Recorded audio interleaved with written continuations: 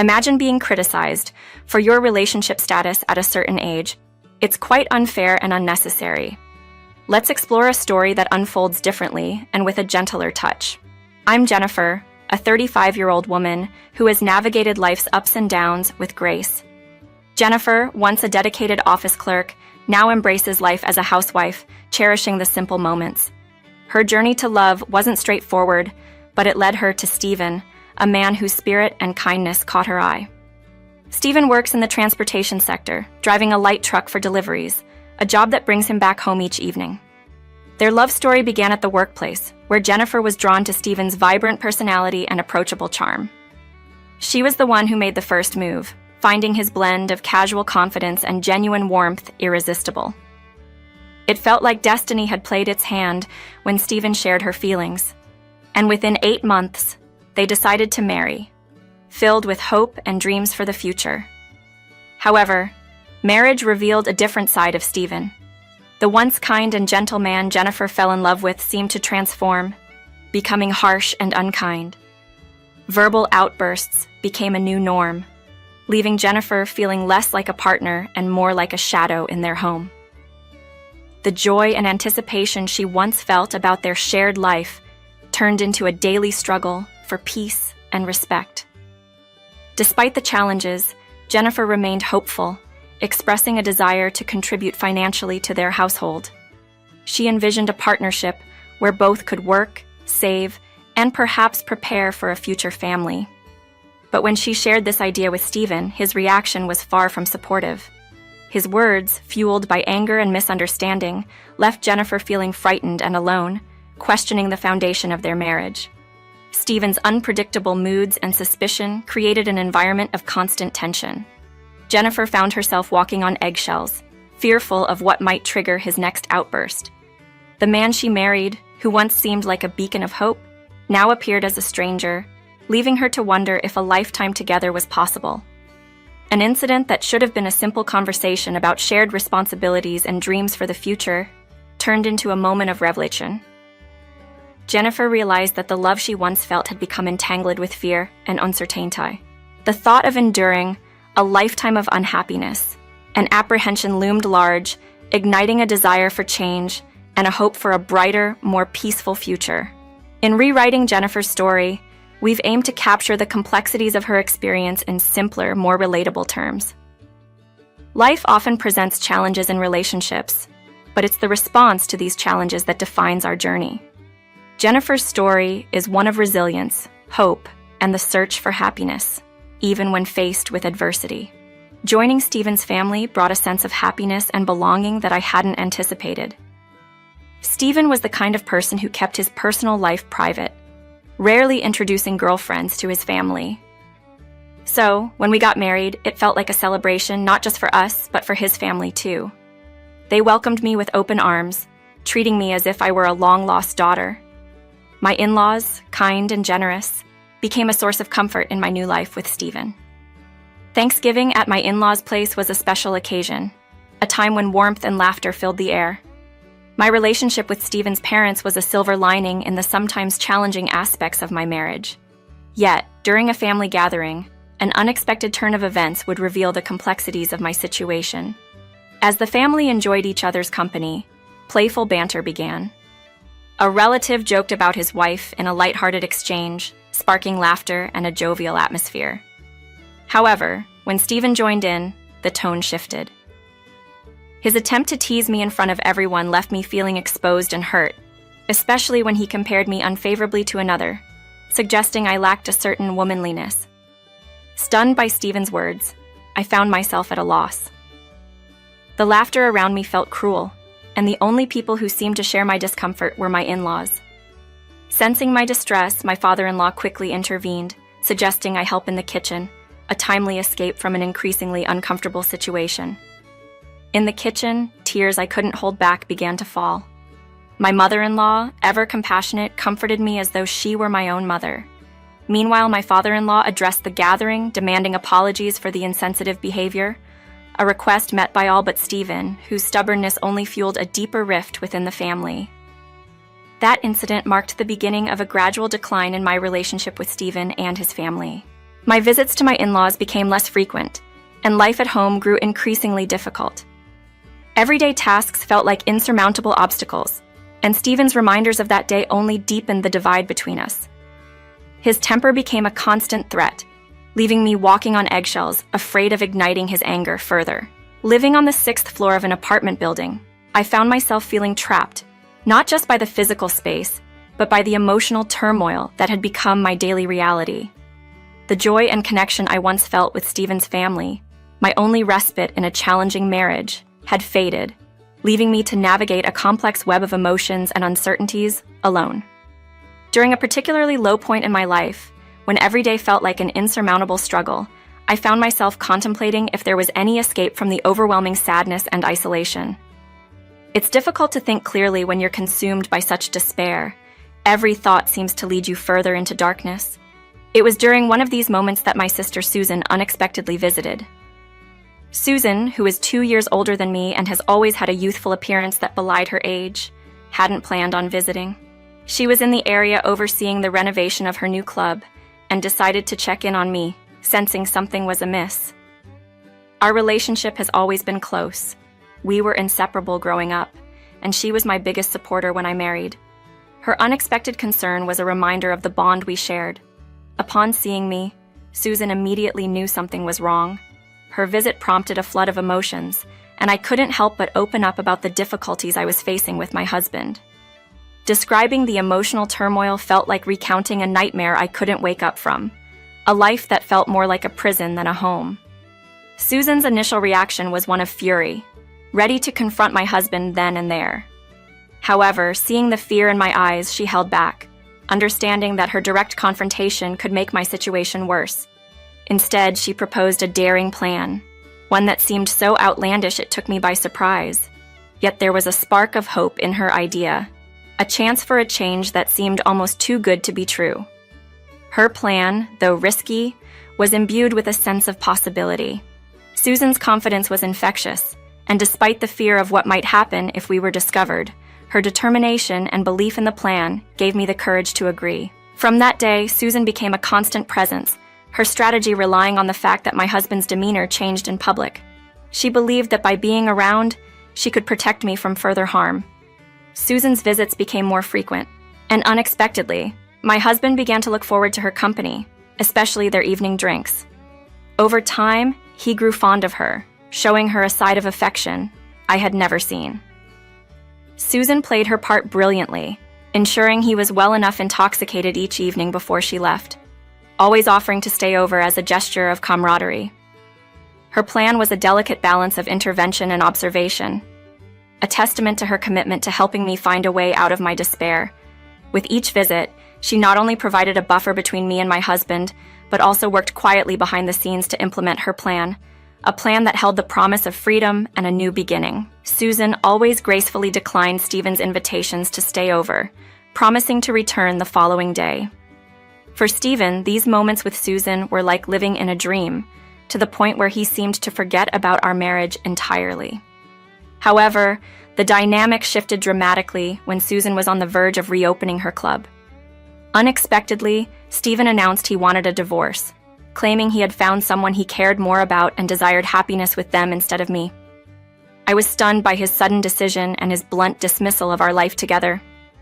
Refusing to accept his selfish rationale, I was met with the cold reality that Stephen had already prepared for this moment, even mentioning he had consulted a lawyer.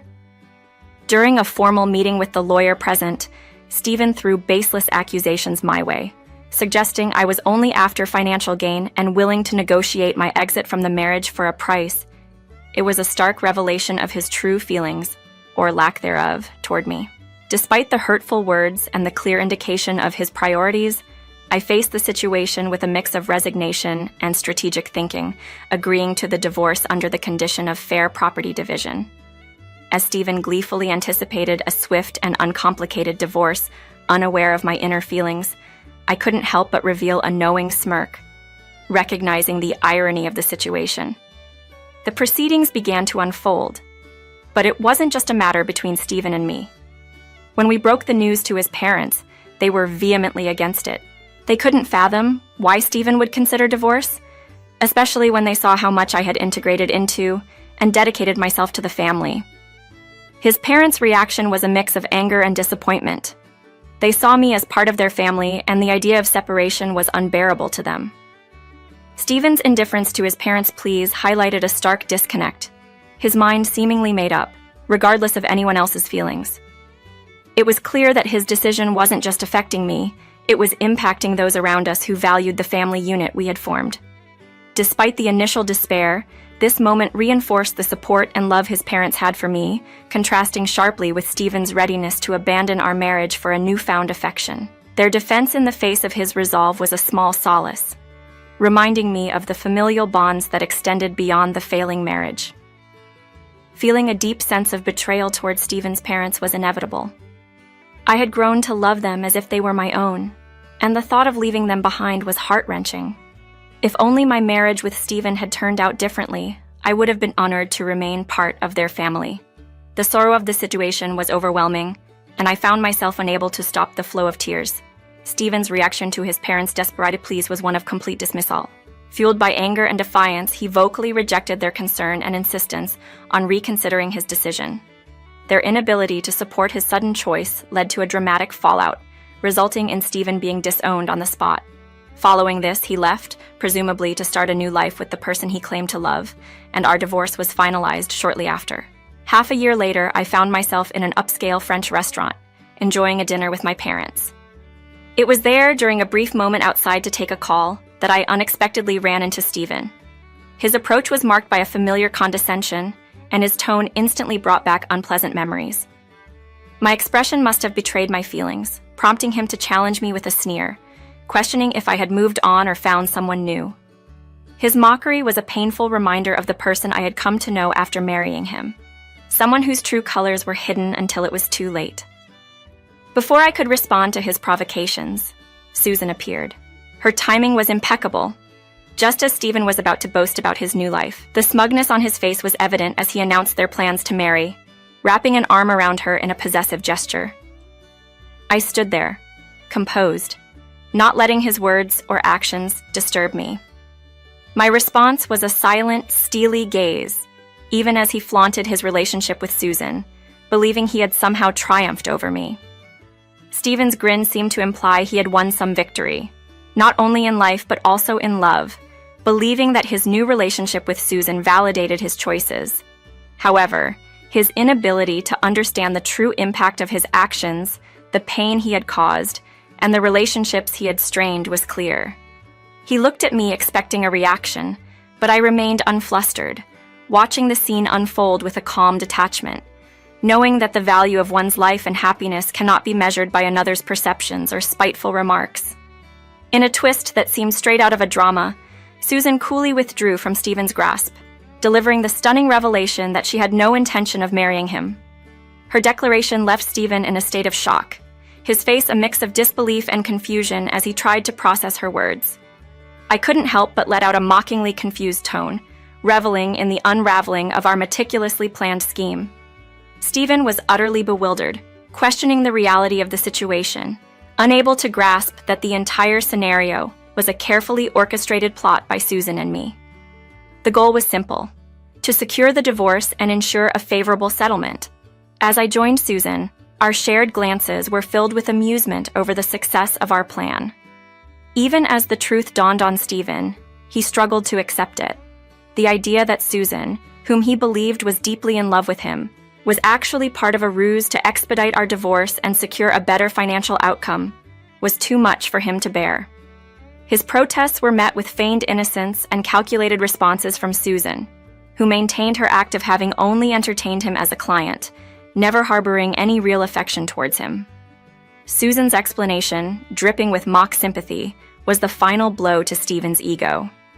She clarified that her interactions with him were strictly professional, a necessary facade to ensure the success of our plan. Stephen's reaction, a mix of anger and disbelief, unfolded publicly as he voiced his outrage, unable to come to terms with being manipulated for the past 8 months. Amidst his tirade, Susan's sharp retort highlighted the absurdity of his expectations. Why would anyone genuinely want to be with someone capable of such emotional cruelty? Her words, though harsh, were a reflection of the reality Stephen refused to acknowledge. As the situation escalated, I discreetly prepared to call for help if needed, wary of Stephen's potential for aggression. The charade we had maintained for half a year, a delicate balance of deception and strategy, had come to a successful conclusion, revealing the lengths to which we were willing to go to escape the toxic cycle of my marriage with Stephen. The revelation, although shocking, was a testament to our resolve and the depth of our familial bond, standing in solidarity against adversity. Navigating through the complexities of my marriage and eventual divorce felt like navigating a maze, but with an unexpected twist, thanks to my sister's ingenious plan. My sister, already happily married to a man who worked as a bodyguard, concocted a ruse to entangle my ex-husband in a web of deception. She feigned interest in him, pretending that she too was on the verge of a divorce. For my ex, who had rarely felt the thrill of being pursued, this attention was intoxicating. He was seduced by the idea of winning someone over, not realizing he was merely a pawn in a larger scheme designed to free me from our unhappy marriage. The moment my sister revealed the truth, it was a scene straight out of a dramatic climax. Her husband joined us, greeting my ex with a polite smile, shattering the illusion my sister had maintained. As she introduced her actual husband, her contentment was palpable, starkly contrasting with my ex-husband's growing realization of the deceit. His reaction was a mix of disbelief and despair, a poignant reminder of the time wasted on a fictitious romance. When my ex attempted to confront me physically, my brother-in-law was quick to step in, showcasing his protective instincts and skill. The confrontation escalated as I confronted my ex with the pent-up grievances of our marriage. I recounted the humiliations, the disrespect towards his family and mine, and all the pain he had caused. It was a cathartic release of emotions, a declaration that I would no longer bear the weight of his mistreatment. In a moment of ultimate revelation, I called out for witnesses, our parents and relatives from both sides. As they emerged, the room filled with the eyes of those who had been part of our lives. Now witnesses to the unveiling of my ex-husband's character. With everyone's attention on us, I played a voice recording, a final piece of evidence that laid bare the truth of his actions and demeanor. This moment was more than just about exposing my ex-husband's failings. It was a testament to the strength found in unity, the support of family, and the lengths we go to protect and vindicate our loved ones. It was a turning point, marking the end of a chapter filled with turmoil and the beginning of a journey towards healing and newfound independence. In a moment that felt like the climax of a long and turbulent saga, I stood before our assembled families, about to reveal the true nature of my ex-husband through a voice recording my sister had cleverly secured.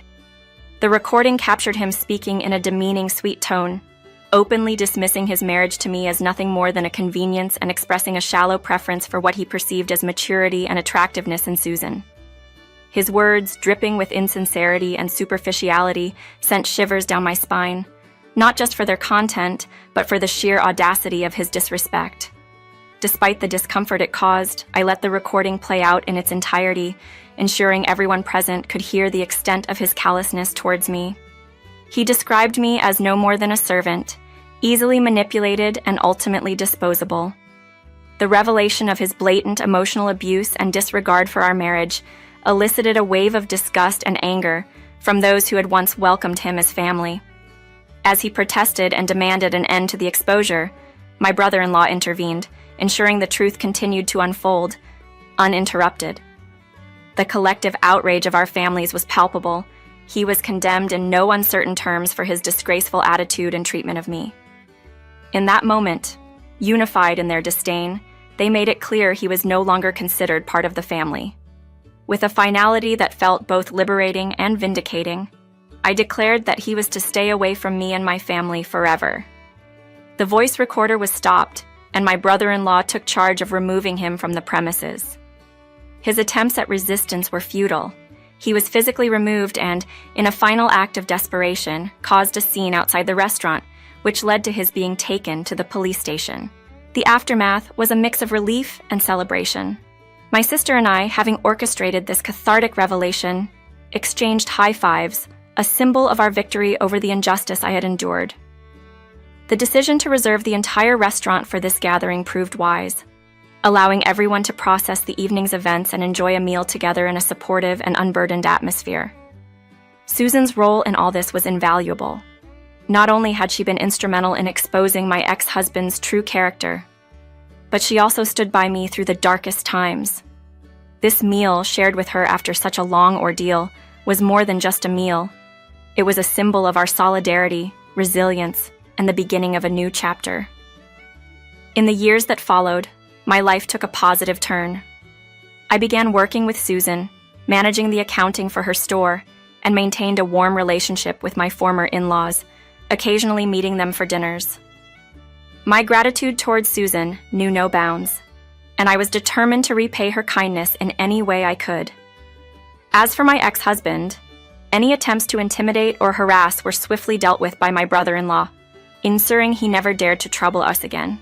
It's been 11 years since those tumultuous days, and now, as I work alongside Susan, I'm reminded of how far I've come and the strength we've found in each other. Today, as every day, I'm committed to doing my best, grateful for the support and the second chance at a life free from the shadows of the past.